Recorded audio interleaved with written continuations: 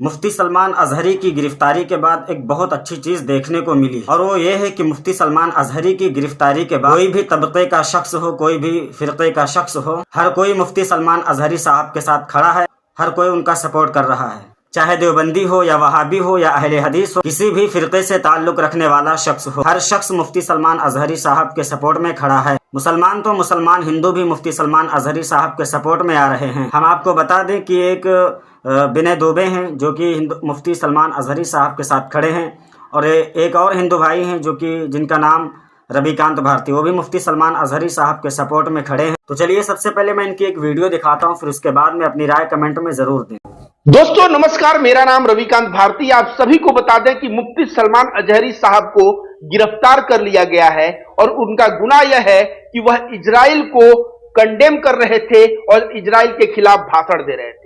वह फिलिस्तीन के गाजा पट्टी पे जो मासूम बच्चों का, अस्पताल पे महिलाओं को जो कत्लेआम हो रहा है, उस कत्लेआम से उनका हृदय बहुत दुखित था और वह भाषण देते हुए इजराइल को खरी खोटी सुनाते हैं और वह कह देते हैं कि आज खामोशी है, कल शोर आएगा, आज कुत्तों का दौर है, कल हमारा दौर आएगा।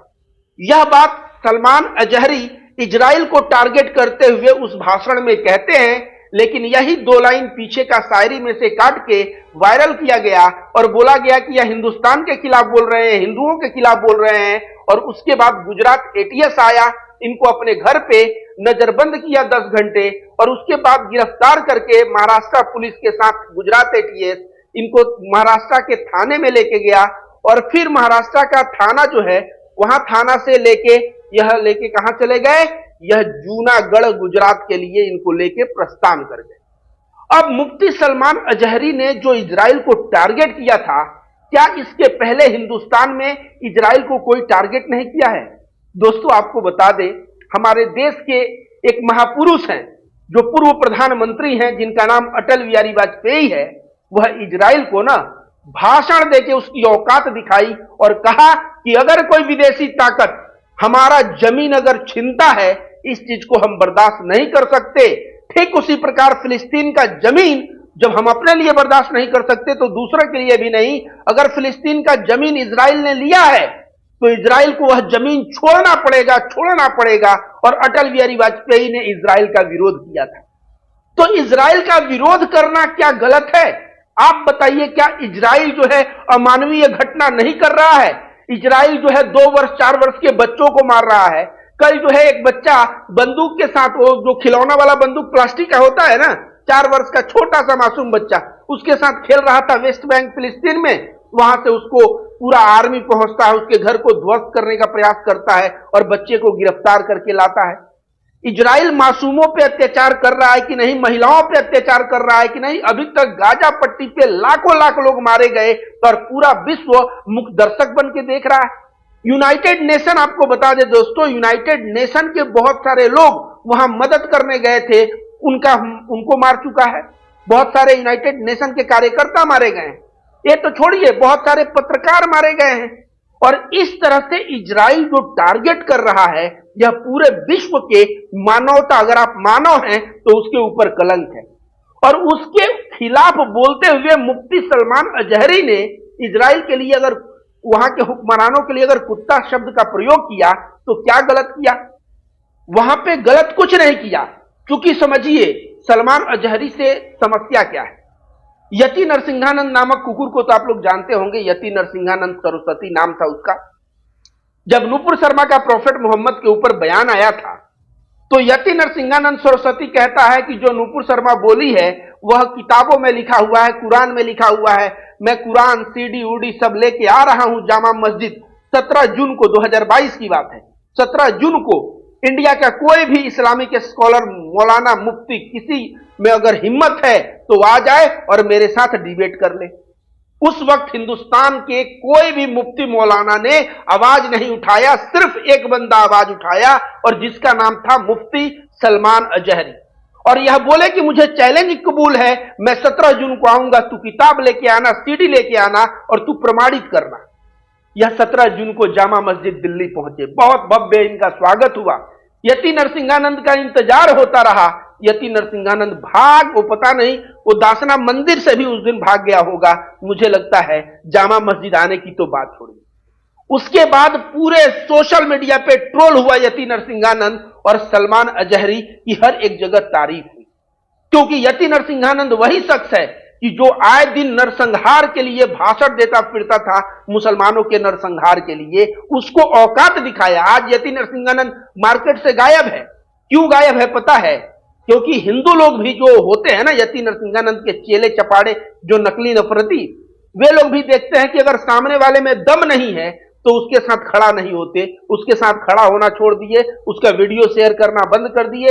यति नरसिंहानंद का आप बताइए, 17 जून 2022 के बाद एक भी वीडियो वायरल होता आपने नहीं देखा होगा। तो यति नरसिंहानंद का जो दुकान था ना, जो सोशल मीडिया पे नफरत की दुकान चलाता था, उस दुकान को बंद किसने किया? मुफ्ती सलमान अजहरी ने बंद किया। आगे दोस्तों आपको बताते हैं, क्या मुफ्ती सलमान अजहरी सही में एक आतंकवादी प्रवृत्ति का व्यक्ति है? क्या वह हिंसा को प्रमोट करता है? तो जाके उनके दो चार ना स्पीच सुनिए, उपदेश सुनिए। मोहम्मद साहब के जिंदगी से अच्छाइयों को खोज खोज के वह बताते हैं कि प्रॉफेट मोहम्मद साहब ऐसे थे, वैसे थे, ये थे, वो थे। आप भी दूसरे का सेवा करिए, दूसरों के लिए जिए, अगर पड़ोसी भूखा रहे तो उसको खाना खिलाइए, अपने लिए क्या जीना। और इस तरह जो है प्रॉफेट मोहम्मद के मार्ग पे चल के पूरे मानवता की सेवा करने की बात ये करते हैं। जैसे मुफ्ती सलमान अजहरी साहब को मैं कह दूं, जो सुन रहे हैं लोग, जैसे हिंदू धर्म में कोई साधु सन्यासी होता है ना, अब नकली ढोंगी साधु की बात मैं नहीं कर रहा हूं, जो असली साधु जैसे देवरावा बाबा थे, त्रैलंग स्वामी 280 वर्ष तक जिए थे, वह बनारस में चलते थे तो उनको कहा जाता था साक्षात भगवान शिव हैं। इस तरह त्रैलंग स्वामी, योगानंद थे, युक्तेश्वर गिरी थे, लहरी महाराज थे, अभी अग्रानंद महाराज जी जो छत्तीसगढ़ मिर्जापुर में है। ऐसे बाबा जो हिंदू धर्म में जो असली बाबा है ना, वे लोग भी जहां भी मानवता का हनन होता है, मानवता के ऊपर कोई अत्याचार होता है, उसके ऊपर बोलते हैं कि यह गलत हो रहा है और प्रेम सद्भाव को प्रमोट करते हैं। अब यह मुफ्ती साहब भी हमेशा इनका आप बयान सुनिएगा, बोलने का तरीका देखिएगा, बहुत ही पोलाइट, बहुत ही विनम्र और बहुत ही अच्छी बातें मुसलमानों को सिखाते हैं। अगर इनके सिखाए हुए मार्ग पे मुसलमान चले और हिंदू धर्म के सच्चे साधु सन्यासियों को सिखाए हुए मार्ग पे अगर हिंदू चले तो हिंसा हो ही नहीं सकता, ये मैं रविकांत भारती गारंटी देता हूं। अब इन्होंने जो शायर कहा है कि आज खामोशी है कल शोर आएगा, आज कुत्तों का दौर है कल हमारा दौर आएगा, क्योंकि इनकी भी मजबूरी समझिए। कोई व्यक्ति जो होता है ना, एक बर्दाश्त, जैसे भागवत गीता में बोला भी गया है, यदा यदा ही धर्मस्य, मतलब उसका पूरा मतलब होता है कि जब भी जो गलत लोग हैं वो बढ़ जाते हैं और अत्याचार होता है तो भगवान प्रकट होते हैं। भागवत गीता यह भी बोलता है कि बहुत ज्यादा अत्याचार होने पे अगर लोग चुप रहें, सहते रहें, तो वह गुनहगार है। तो ये भी यहाँ पे जो ये बात बोले, ये जो मासूमों के साथ फिलिस्तीन के अत्याचार हो रहा है, उस वक्त यह अपना आपा खो बैठे और इजराइल को टारगेट करते हुए इन्होंने यह बात कहा और इनकी गिरफ्तारी कर ली गई। पीछे का 2 लाइन देख के यह हिंदुस्तान विरोधी है या हिंदुस्तानियों को ऐसा बोल रहे हैं। तो मैं यही कहूंगा कि अगर इतिहास खंगालोगे तो पाओगे कि अटल बिहारी वाजपेयी भी, उन्होंने भी इजराइल को कहा था कि इजराइल की हिम्मत नहीं है तो फिलिस्तीन की जमीन को रखे, उसको छोड़ना होगा, और वो भी ललकार के बोला था। तो इजराइल अगर गलत कर रहा है तो गलत को विरोध करो, और विरोध करने पे अगर उसमें का पूरा परिप्रेक्ष्य छोड़ के 2 लाइन लेके और उस पर गिरफ्तारी होती है तो यह बहुत ही बुरी बात।